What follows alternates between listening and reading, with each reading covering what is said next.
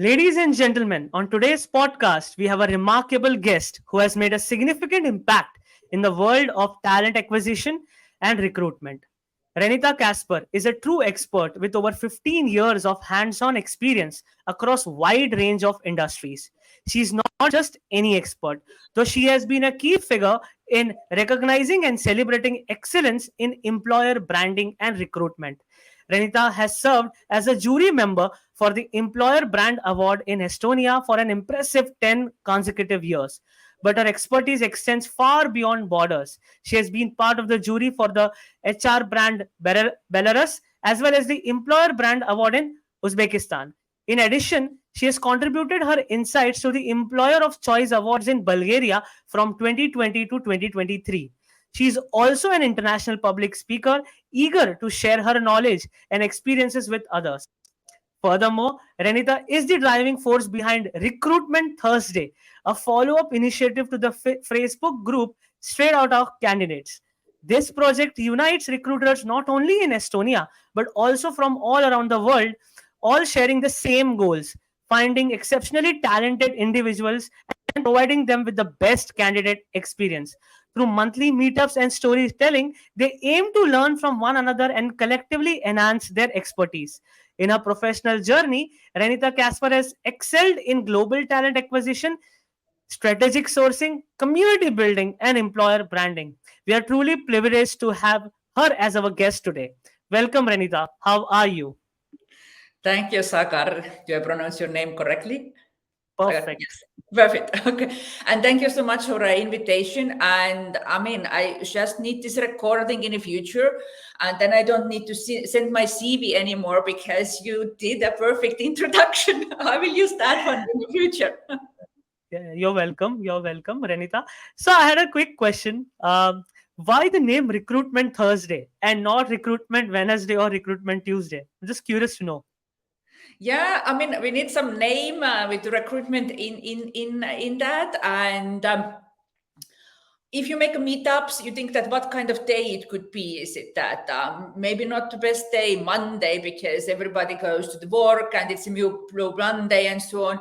And it can be more probably Friday because people think, okay, now maybe I work lighter or go the weekend trip or traveling. That what day it could be, which is actually excellent to do recruitment meetups and gather people and that they would be there and enjoying the conversation. That's why it's the best day probably we figured out as a team. It is Thursday. And, recruitment needed to be in there because we talk about recruitment in this event. No, good that why, because Friday people are busy partying. Yeah. Saturday, Sunday they are so. I think that's a Recruitment perfect Friday, day. recruitment Sunday. Who wants that? Yeah, and it also gives the people to prepare themselves from Monday to Wednesday so that they can be at their best on Thursday. That's the another way of That's good. looking at it. That's good. That's good approach. You said that on a Monday, it's something nice is coming. I have this kind of little bit, learning, little bit get together, networking on Thursday, and then it's already Friday, and the week is over. Yeah. So I have a question for you here, because what you are doing is you are leveraging community building in talent acquisition. So first, I would like to know more about how they both are related, and two, how it is working in your favor. Yeah, I think it's first why it's I think very important or why we started to do it even back in time is that where can you actually learn about recruitment? I mean, now there is some networking possibilities. There is online materials, stuff, but there is no schools or there is no programs. And back in time, it wasn't even online where you can actually find some materials. And I think learning from each other, it's the best way. It's the best Yeah. way to have connections and others and say that how they actually resolve those questions, that you don't need to always, reinvent the wheel because somebody probably did it and somebody probably can help you out and give some tips and tricks on things. That is this kind of community or collaborative learning experience. And of Yep. course, I mean, we're recruiters. We want to always hire somebody. It's almost like real estate. You go always out in every party and say, okay, you're satisfied with your job or do you look something else? And this is also great possibility really to prospect the future hires, to grow yourself, like people that who would be enjoyable to join your organization or other organizations on the field, or also to employer branding. Because in Recruitment Thursday, we normally do visit different companies, and those companies are collaborating with us, preparing the event. And in every event, actually, the company has their moment to actually do their employer branding. And we do collectively every time resolve one of their challenges, one of their blockers, something which is in their mind. If they say that, okay, we want to make a recruitment process better, or we want to build the EVP, or we have like problems that how we actually co-working with our stakeholders or hiring managers, then we build up this kind of exercise top of that question, that the company who is hosting us can leverage again from this collaborative learning and spraying of all of those people from different companies coming together, and they can collect great ideas. That's why it's also exchange with those companies, and why we be very popular of being invited. As we already for our autumn season, we have companies lining up and asking us to do the event in their place. That I think it's like both sides, very big benefits for the networking, for a recruitment, talent acquisition people, but also the companies who actually would like to have a bigger, wider view of resolving some sort of their own challenges. Okay.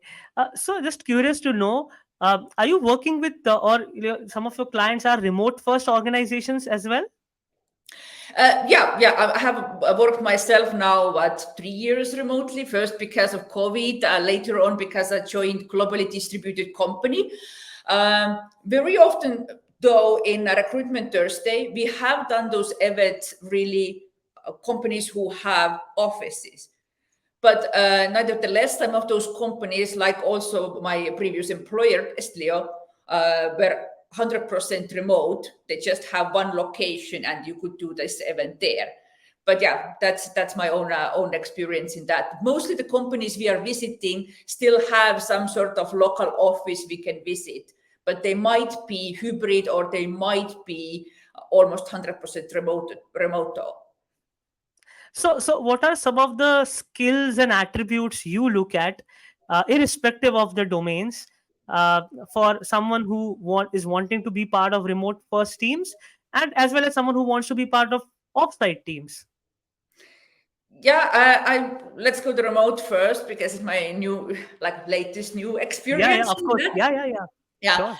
and I do think that there is some things which are very interesting to observe and see that if people have those skills, or if they're aware really that they have those skills or not. Because in my opinion, what happened at the time of COVID, or let's say the pandemic, we were forced to go online and work at home or work out the conditions we had. Now, was actually push situation, and everybody did as they could. I mean, somebody had 5 children, somebody talked, somebody was lonely, but this wasn't a choice. Now, if you start working in a remote first company, this is already your choice, and you can actually figure out if you have a great setup to that. Are you prepared to deal with that situation yourself, like, being alone somewhere? And is it going to be that you work at home, or you work at cafeteria, or you're traveling around? Can you even concentrate on those kind of places? Because it's not for everybody. I would say that it is your choice, and it needs to be really suited to you. What I figured out, what's actually make people who work successfully remotely, it is, let's say, written communication is very important, and Hmm. understanding that how to do that.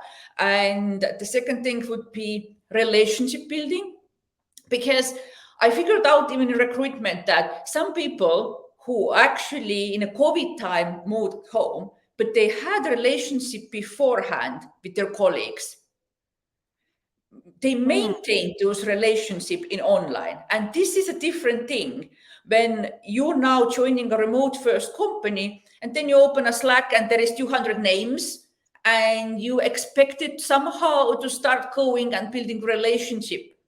Now we're talking about now virtual relationship building. And not everybody is feeling comfortable of that. Not everybody knows how to do that actually. And I've seen that that might be issue because as also like in like office situation, the trust and relationships needed to build first when you can actually go somewhere with your business or calls or tasks. Then third thing probably is that those people need to be very independent and know how to actually manage their time. They're alone there, and you need to know how actually you share with time. Everything what you do at home, do you have a place for that? How about breaks? Do you take that? I think the mental health question and separating the work and life can be coming strongly in, and need to know how to manage it yourself or like ask help as needed.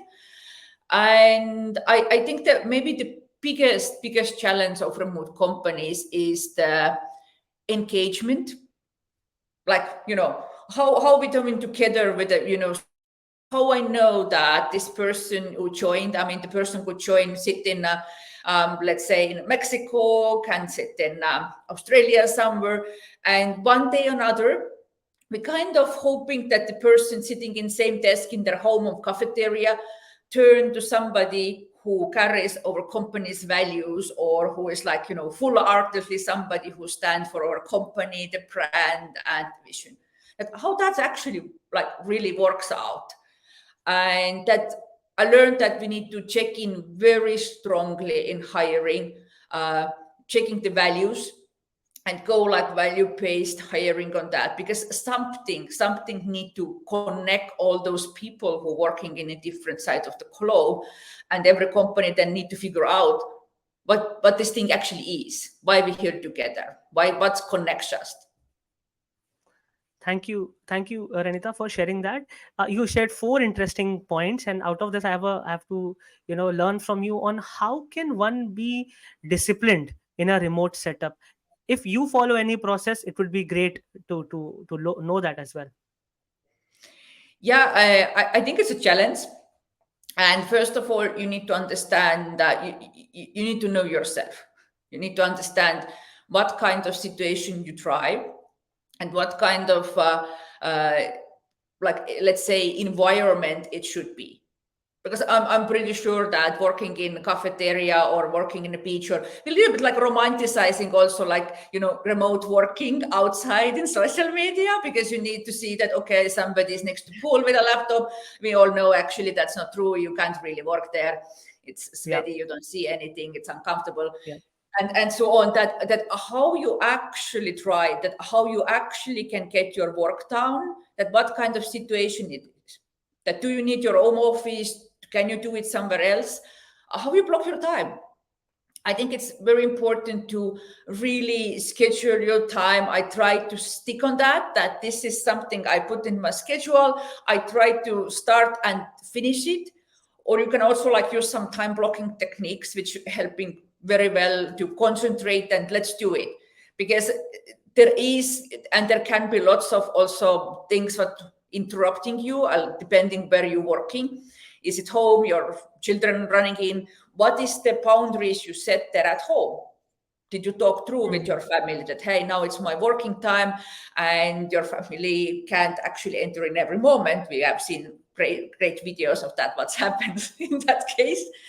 Or what is the situation in a cafeteria or some other place? Can you really concentrate? Can you really do your work there? Is it something then you need to talk with other people? Then it's maybe not suitable place again. I think it's those parts, and maybe the top of the all, people might be lonely. People might be needing other people.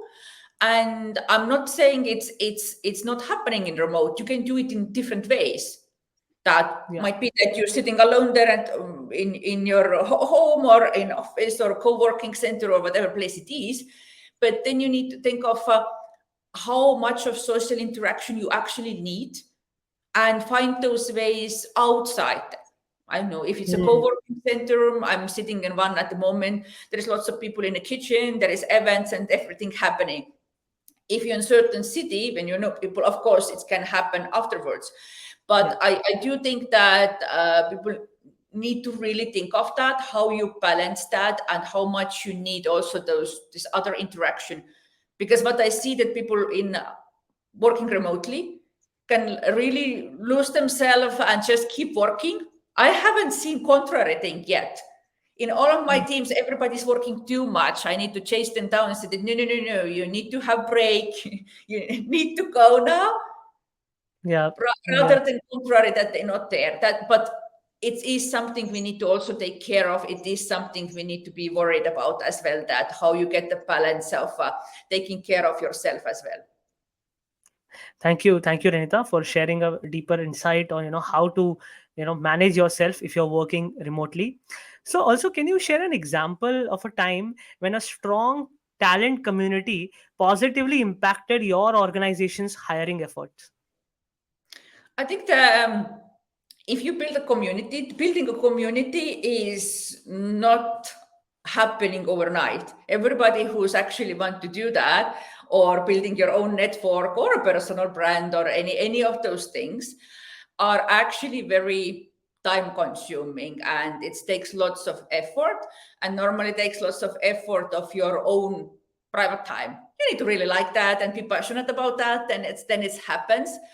But if it starts working, I think it's incredible possibility. Hire with no open job ad, no process, nothing like that, no cost. You just know them and you just reach them out in Facebook or LinkedIn and said, "Hey, it's me. Do you want to have a coffee and talk about the job?" That's how it happens, because you already established a relationship. You already have, like, expert relationship. They already would love to work with you as a person or as a company. Mm-hmm. And imagine how, if you like really putting a price tag or all of that, if you would just start a recruitment process from scratch, start to put a job ad somewhere or sourcing, and still you don't actually know your experience of those people. And now you have somebody who are maybe always thought that, hey, if I would one day have opportunity to work with Renita, or if I would actually one day have opportunity to work in this company where she works on her team, and then you just go on that. You already know that information for that time. So That's true. that's actually what you can do with the communities, and not only like your personal brand. But imagine if your company now have more people who have really put effort in the community building, or more people of building their personal brand. How much easier it make all the efforts of getting a great talent in the company. Wow. Wow. Thank you for, sharing that. I think for me, though I understand the power of communities because like last decade has been in building communities, but the way you are doing it from an human resource or talent acquisition point of view, that is incredible. Because usually when we talk about communities, either you talk about a startup community because which is widely used, which is good, which is of course good, but then managing this is wonderful. I think I would love to have an entire podcast very dedicated to that particular topic. But a quick question for you here is that then how do you develop a sourcing plan to ensure a continuous pipeline of quality people, quality candidates are given to the organizations?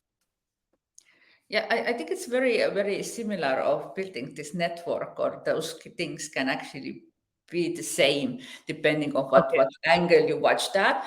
Yeah. Again, depend if you make really like long-term plan of something. Let's say you are in some sort of technology company and you need some evergreen position. Say that you need to actually hire, I don't know, Java developers every year, or quite of a big numbers of them. Then definitely it should demand a strategy how we go that. And it would demand also to build a talent pool, which makes you do exactly the same thing, which we do like recruitment Thursday community. But Yeah. now you build this community actually in-house just for this small cohort. And then you Mhm. actually scale the same thing, that if you have done it with, recruitment Thursday community, like a larger scale, you can do it with whatever communities, because the techniques are actually pretty same. And of course, if you're building a community or talent pool, the very important is that, what you do with those people later. Like, are they going to be just some data in your applicant tracking system?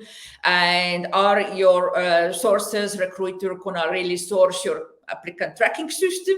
Or it just stays there and nobody ever goes there? Of course, then you didn't really build a community or didn't really build a talent pool, because you're not actively using it. You're not actively seeing that how this community then will get something on that. Because I do think that it's always, when you talk with talent, is give and take question, that if a company, we always say, oh, I need those talents, I need this and that, I need them to apply, they need to be also a fan of the company. But I think you always need to think of what you give back.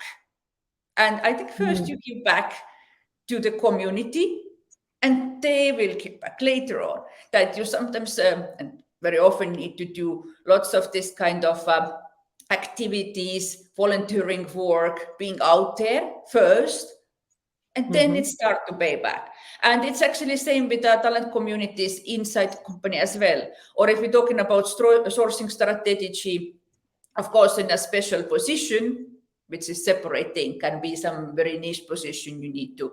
Then, of course, you need to understand first, where is this talent? What we're really looking for? What kind of markets this talent is? Can we afford this talent really? Do we really need that talent? Maybe we can actually leverage some skills of somebody else. I'm really side of preparing and side of understanding who we are and who we really need before we starting doing any activities. And of course, depending what we then discovered, we can build a strategy on that it would be very personal to that specific person or specific group of people we need. So I really don't appreciate this kind of, I think you have got it also, LinkedIn spamming, then people offering me Java developers jobs and every interesting things there can be. I still getting it, yes, that I'm a very good Java developer, apparently based on my profile. Yeah. That you don't do your homework.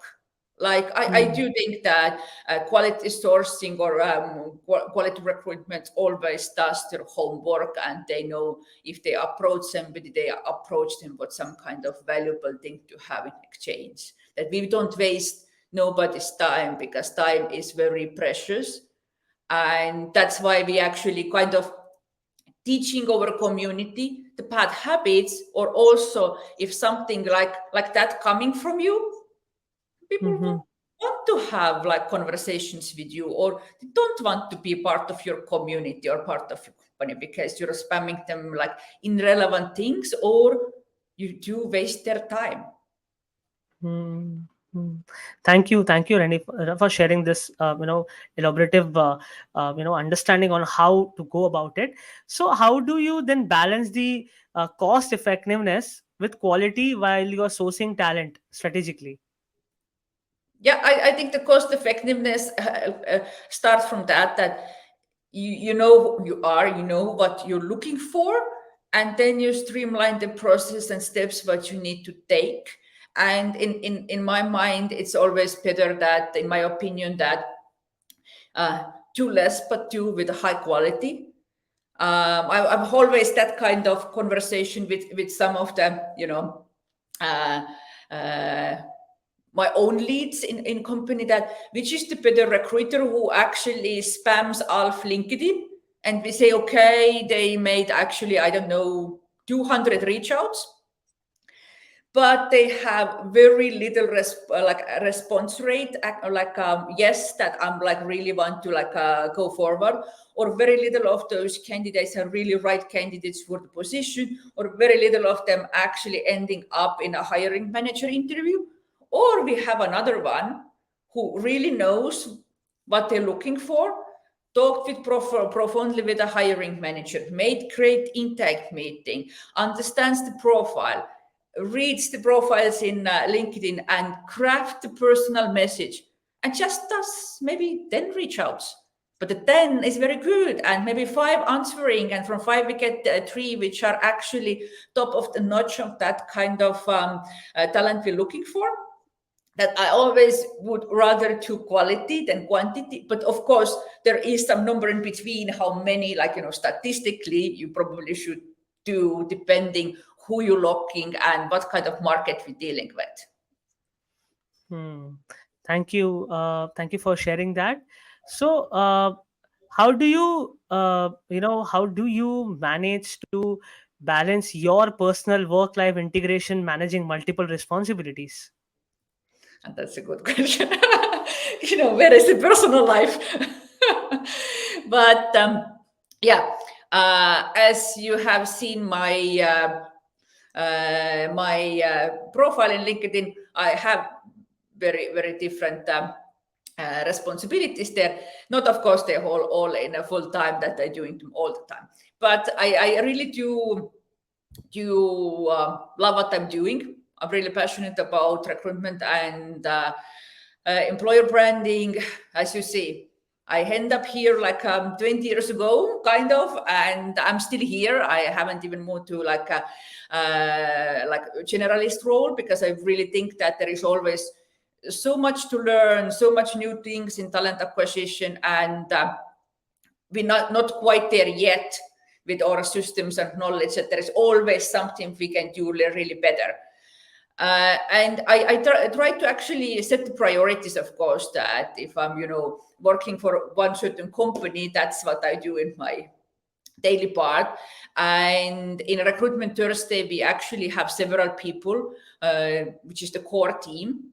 And we are actually dividing by event, for example, who is taking one event now, who is the lead organizer then, and who is helping. That also running Recruitment Thursday is a team effort. Yeah. And there is several people who are actually very active all in a talent acquisition space in Estonia, and we are sharing it. Same with those other, like when I jury members, again, this is collaboration with different people, and we're sharing it, and it's also like this kind of community effort every time, because that is also thing that one time I can do more and take more responsibilities depending of how busy I am with my other responsibilities, and other time then somebody else is stepping up and taking more. That's also actually kind of like a big plus if you really building a community, and you can always ask your community to help you out and say that, hey, we're organizing this and that event, is there any volunteers? And normally there is. Just one tip also, that if somebody really wants to be active in talent acquisition sphere, always you can offer yourself as a volunteer in a different event, different meetups, different communities. I absolutely think that it pays up greatly, because, for example, in Amsterdam is coming this kind of legendary event of this year, a sourcing summit, and it's sourcing summit's like 10th year birthday. Wow. And I've started this there as a volunteer. Interesting. Interesting. That because it's a help out, that you can do some community work, be included, meet like-minded people, meet experts, and there it all starts. That I definitely suggest everybody, first of all, to join me in Amsterdam in Sourcing Summit and volunteer. Yes, yes. Thank you for sharing that. You mentioned a a very important point of the global talent acquisition. So, can you share some of the current trends and challenges in global talent acquisition?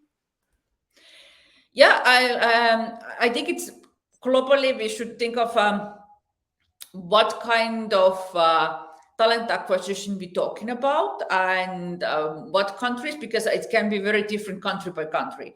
Also, the situation can be very different if you're working, for example, at the moment in technology sector or somewhere else, because we all know that for a talent acquisition, uh, in technology companies, and especially the startups or scale ups, the situation at the moment is maybe not the best, but we all hope that it turns and the situation is changed again. Yeah. But what I see in a global trend is definitely that people are getting more aware what they really want, and you need to, whatever situation it is, even there is like lots of talent in the market, but you really need to think through who you are as an employer brand, that who you really are, that what is authentic you, because what is actually worth to get in people who are not having and sharing the same values, or not really passionate about what you're doing, whatever situation it is. You can say, okay, but there is line out of the door, they are waiting, they don't have jobs. But what is the use to get still in somebody who is not actually 100% in, or feeling your company, or this is not right place to them?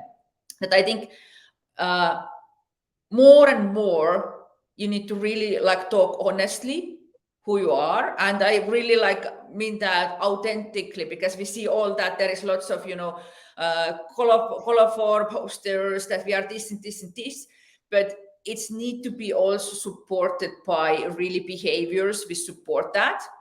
Because in my opinion, we don't hire ever, let's say, stupid people. Is it? Nobody wants. We do say that we hire the best, and I think that clever, smart people will understand really, really fast if something was actually oversell to them, something wasn't true, or the people who actually promised them something are not really behaving like that in a real like situation where they're already working. That for me, that type of employer branding is pointless, kind of. Mhm, mhm. So what strategies have you found most effective for identifying and attracting top talent on a global scale?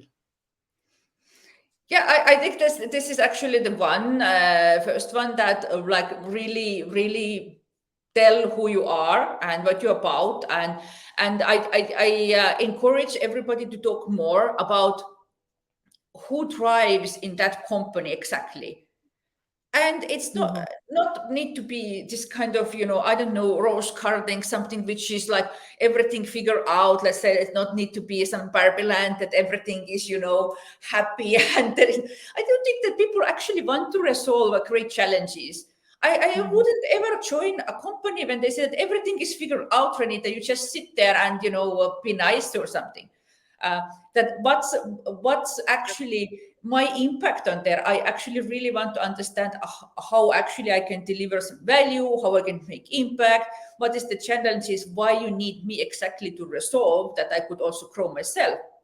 But what I do very often see that those challenges in the recruitment process are not really communicated honestly, really Mhm. saying that, because people really think that, okay, this is maybe not good, I see that this is not working, or I don't know, or like that part is not structured, or we have challenges still here with the product or something like that.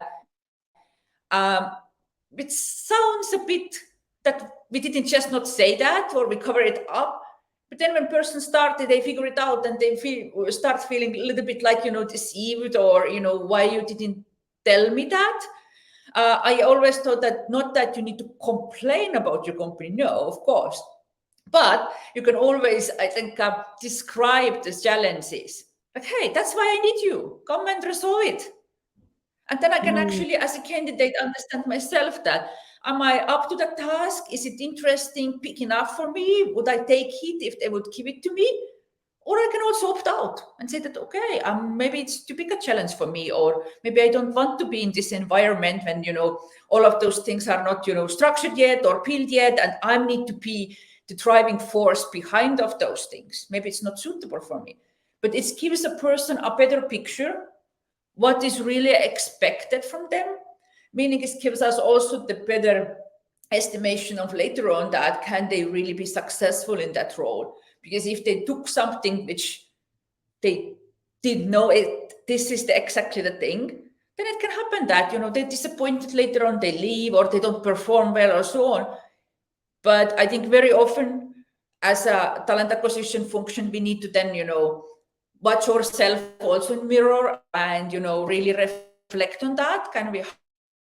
How we can we be better? How we can really get the better understanding? What is this role actually about? And how the people who we really like talking, or how we advertising the job or sourcing, would understand really honestly, that's the challenge about this role. That's what we actually help you to achieve here, and that's how you can actually drive in this company.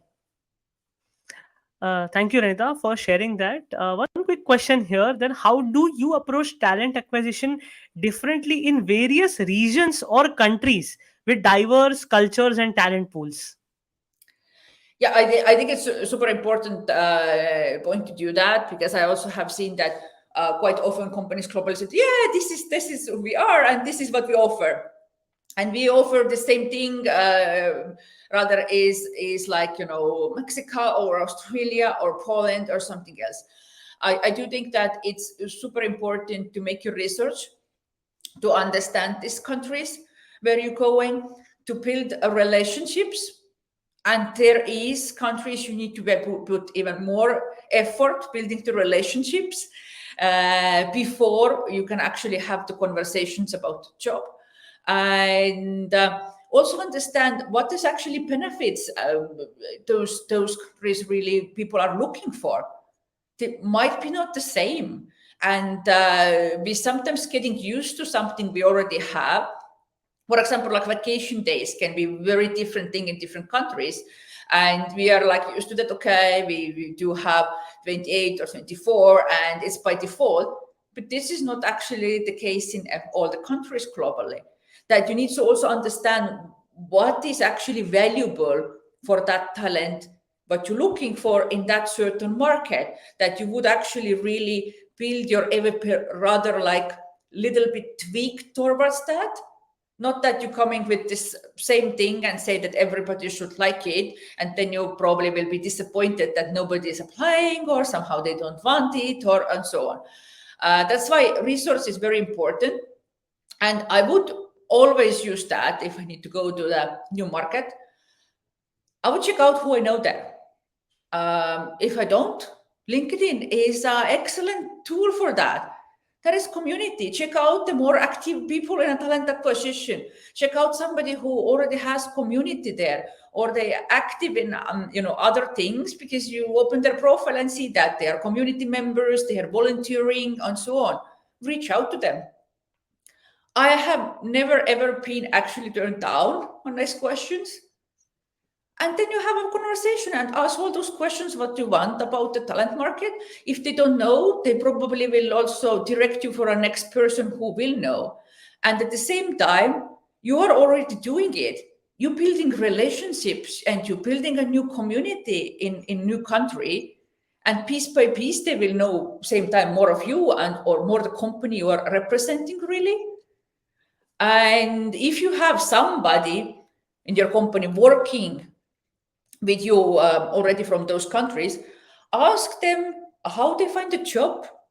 Like, in the morning, they would like to actually change their current position, where they go, what they use, what kind of email they would answer, what would be totally no if you approach them like that. Also, I would say that depending where you are yourself from, and try to understand the global situation. You need also try to understand cultural differences, and how, for example, communication is done in different cultures, how to proceed, what is okay, what not, and understand also that this background helps you to be better on that, how you approach people, because sometimes we also like tend to forget that and go from own perspective, like we do it like here, and why they don't answering or why they don't like it. Yeah, yeah. Thank you, Renita, for giving a detailed, addressing the concerns in every minutest details possible. That is really helping us. So one aspect that you mentioned earlier was on the employer branding. So, and of course, it is essential in attracting and retaining top talent. Then, how do you define and develop a compelling employer brand? Yeah, I think the first thing is that the company need to really look into themselves, like understand who they are really themselves. Because if they don't, it's very hard to really also advertise something, or everybody talks a different story. What is your story? What you're about? Why you gathered? Like, what's your why? What you're doing? And this is actually quite an important question, because at the time when I worked in an agency, we deal with lots of different clients, and what I unfortunately saw that sometimes the founders or CEOs or somebody who represent the company, if I ask that why the candidates I'm actually reaching out as a agency recruiter should join your company, they couldn't answer me anything. Like it took some time to think of that, or they said that there is nothing like special about that. And if you yourself already can't bring anything out, how you would think that everybody will then share your enthusiasm or vision or something like that? That it's going to be difficult. And even if, I don't know, agency recruiter, somebody else could lure people in, if you then in an interview process and you can actually not really get this energy and excitement what you're doing or what your company doing through this other side for those candidates, why you would think that they would like to join? Or, I Hmm. mean, if you maybe want to actually pay them 3 times more or 5 times more, which is normally the cost, that's probably will be the cost of you not having an employer brand or having a bad employer brand, because you definitely have one, even you want or not, is it? And I think this analysis, talking with your own people to understand what you're about. And Mm-hmm. it's very important also to make it with the different groups. That's actually exercise we have then done in one jury work with this Estonian dream employer. We do ask questions like how the leadership team is positioning themselves, what they think we are about, what we're doing here. Then we ask people who work in the company, specialists and managers, what they think about it. And then we ask actually outside the potential candidates what they think about it, and how it sounds outside what they are about. And this is super interesting because it comes out this spider web of things. And very Yep. often you can see that the opinion of the leadership team and their own team is not matching, or this what they're doing inside is not matching how they perceived outside, which is very valuable insight really for a company to start working with the brand and understanding actually where we stand and with what kind of cohort or what kind of like activities we really should be working on.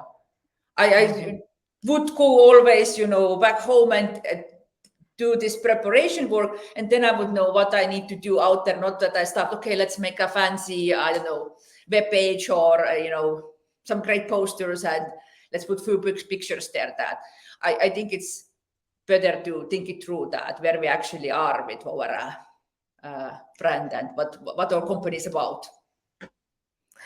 Thank you for sharing that. Then, how do you measure the ROI, that is return on investment, for employer branding initiatives, and what metrics do you find the most valuable?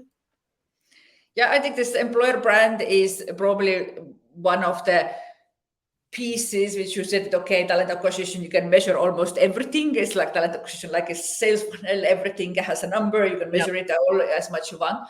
When employer brand is a bit more vague, that, and it's probably also time consuming, meaning that the effect of something, it's not coming again tomorrow, is it? That you start to build your brand and maybe you see really big changes of something, like even few years from that point when you really first started it. But you can always check some of those things. First, of course, you can see that how many applicants you're getting from different sources, how many followers you have in different channels, how engaged people are.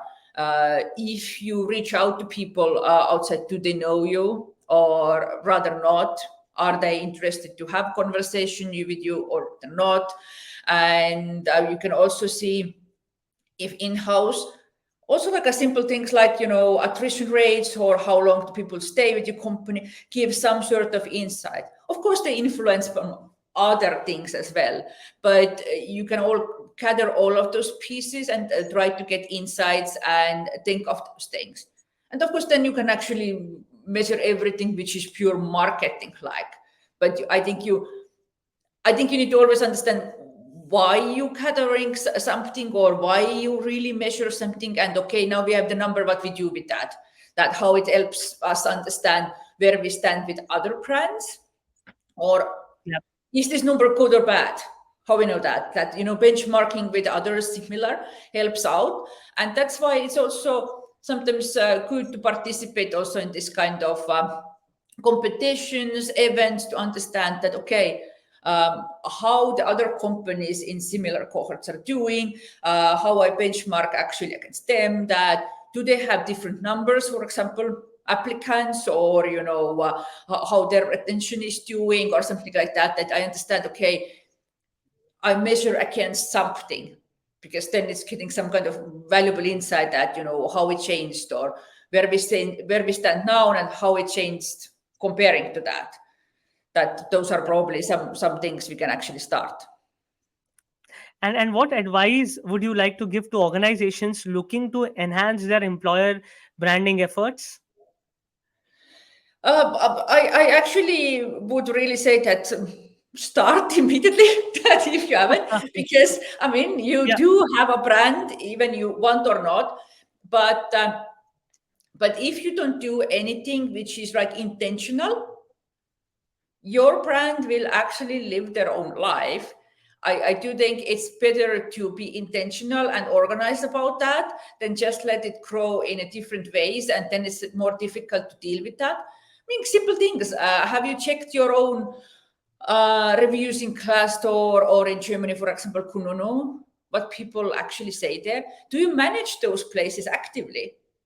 Or you're getting only bad reviews because you don't manage those places actively. You don't ask feedback yourself, for example. Uh, have you tried to apply to your own recruitment process ever?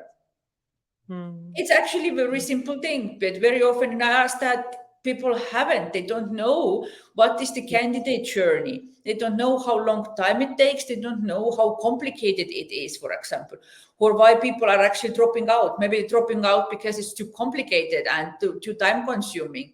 Maybe because I can't do it in my mobile phone. Simple as that. Those are actually very little touch point. Do they receive feedback in the process?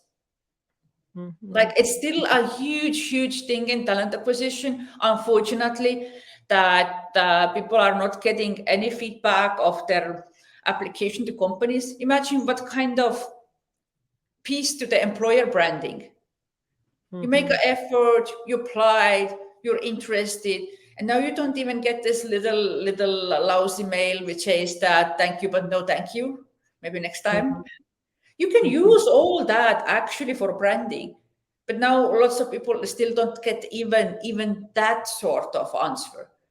And then Mhm. I think in employer brand, this human connection between that you understand that there is another human in another side, which you need to have relationship, you need to take care of that, you need to put heart in the work you're doing, because there are other humans there and they're really interested to get this job.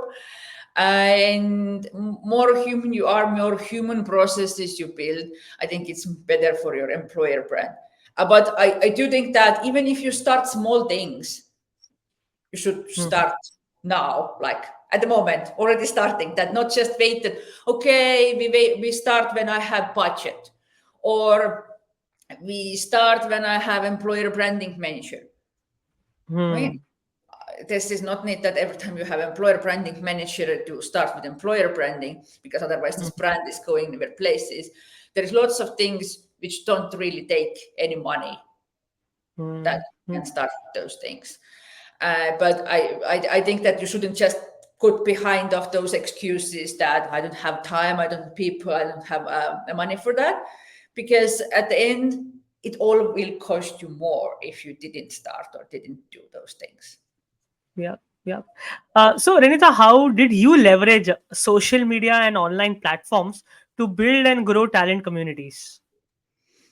Oh yeah, I have done quite of a use of course, LinkedIn networking because, but I have built probably this community in LinkedIn, let's say probably around 20 years, and it's more over like 30,000 connections that I have in also in a LinkedIn. Yeah, I wouldn't yeah. have more if LinkedIn wouldn't forbid me to have more because we have this cap of 30,000, is it?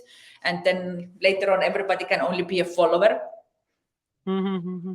Yeah, Yeah, don't yeah, get to the yeah. 30,000. Then you need to Wow, get wow. rid of some people before So, that. can you share some of the tips and suggestions here on someone who is genuine about building communities, be it talent or maybe some other, if there are other areas of interest? Yeah, I mean that if you really want to build a community, I think get together with somebody else who also wants that, and you can ask it also in community. Why not to ask in LinkedIn, like, who in my area, if you want to do it locally, would like to join you if you don't know how to approach themselves, or you do know some people and reach out to them. Hey, I have this idea. Why not to get together and start?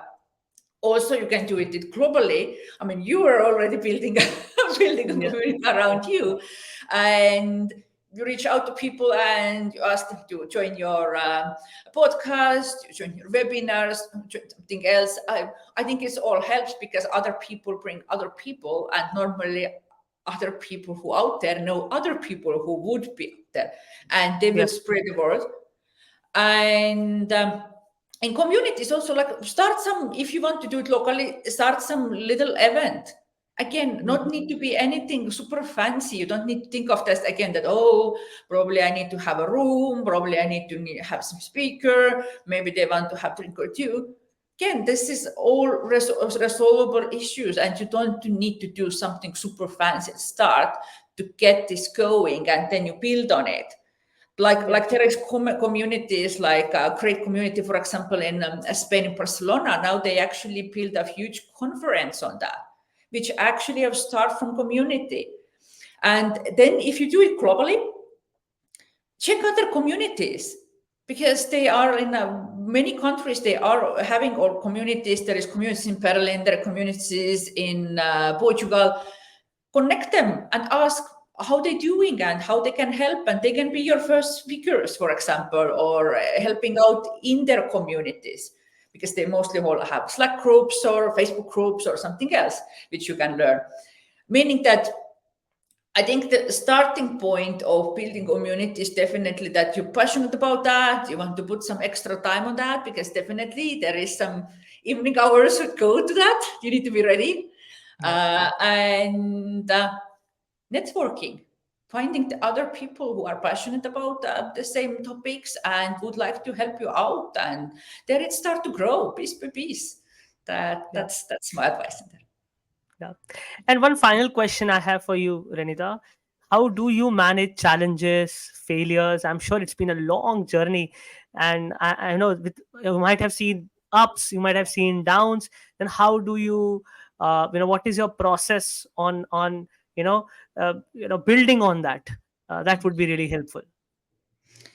Yeah, I think that I'm generally like a very positive person, but maybe even too positive sometimes, I guess. but but I, But the I I world think needs the world needs leaders like you. I'm telling you, I was reading this book. There's so much of darkness. We don't have to go deep into the challenges globally or nationally, but then hope, optimism, over positivity. For me now, I've come to terms. It's normal. So I'm with you there. Please go ahead. Yeah, Yeah, I think there's also like how you take exactly those challenges, or yeah, how you actually rephrase it on your head. Because when I started to do business development in my agency time, I was the one also that needed to go and meet clients and sell them recruitment services, meaning we're dealing with a hard nose here. Is it that? Yeah, And yeah, it's tough because they are all like, company owners, founders. You need to like prove why exactly your company. And of course, every not those reach outs or meetings will end up with yes. Same time, you put like lots of effort and time into that. And I was thinking to myself that, okay, what I gained from that, and I rephrase it in my head that I never went to sell anything. I was actually seeing that if I can help them or advise them, and took this to myself as a learning opportunity, because I said, "Oh, Renita, now you can actually go in this great CEO's, home there, like it's this castle, and he will now give you 1 hour or even do an excursion on this company to like really give you overview how it works, what he needs, what is their leadership principles, how it all comes together. That this is wow, like excellent, like learning opportunity or even coaching opportunity, and I'm no place I can even ask questions. That how actually privileged position is that? Meaning I rephrase it in my head what I'm actually doing there, and that I'm not like this kind of desperate salesperson who need to close the deal to get recruitment, but it's yeah, an enjoyable conversation. We try to both actually see that can we be useful to each other, and even if I go out with no, it was very valuable conversation for me, and I build a good relationship. And I yeah, think you can actually can scale that thought process for whatever different situation it is, that what is actually your learning in this situation, and do some perspective later on, that how it goes and how you can do better. That sure, you should always do that, but that you're not so desperate in this kind of situation, that what if I get no, or what if they don't want it. I said, okay, what's the worst thing can happen? We had great conversation with the CEO 1 hour. yeah, yeah, yeah. Thank you, Ranita, for sharing practical learnings, on ground learnings, and giving it to the community. I'm sure there is a lot of you for viewers to gain. And 1 hour gone by. I mean, I couldn't feel that, because there is so many questions I have for you. I think we'll have to do one more podcast soon to discuss specific areas that can be of value. And one thing is that the technology is changing every day. With the rise of AI, there is so much, let's say, can happen in all the sectors, including talent acquisition and building talent through communities. So yeah, I'm looking forward to that. And thank you, Renita, for having here. If there is any closing comments that you would like to share, and if any viewers would like to reach out to you, please share, how do they connect with you? Yeah, definitely, and thank you for asking me to join. That was actually a great conversation, and we should definitely continue. Maybe it would be even cool that we would actually make some bigger group, which we could actually have people from those different communities, like several community builders would be very Yeah, interesting actually, and everybody who interested to actually talk more or ask something, please reach out to me in LinkedIn. I'm trying to answer everybody. Please do that. yeah, And yeah, let's keep the conversation going. And maybe the last thing I would say, that in talent acquisition, I always think that you should approach, build the human processes, and have a heart into that. That is, I think, super important, and build everything based on that. yeah. Thank you once again. And thank you, viewers, for joining in and listening to this podcast. And I'll continue to get some fantastic folks, including Renita. And, in the coming week, we have 4 other sessions. So stay tuned. Thank you. Thank you.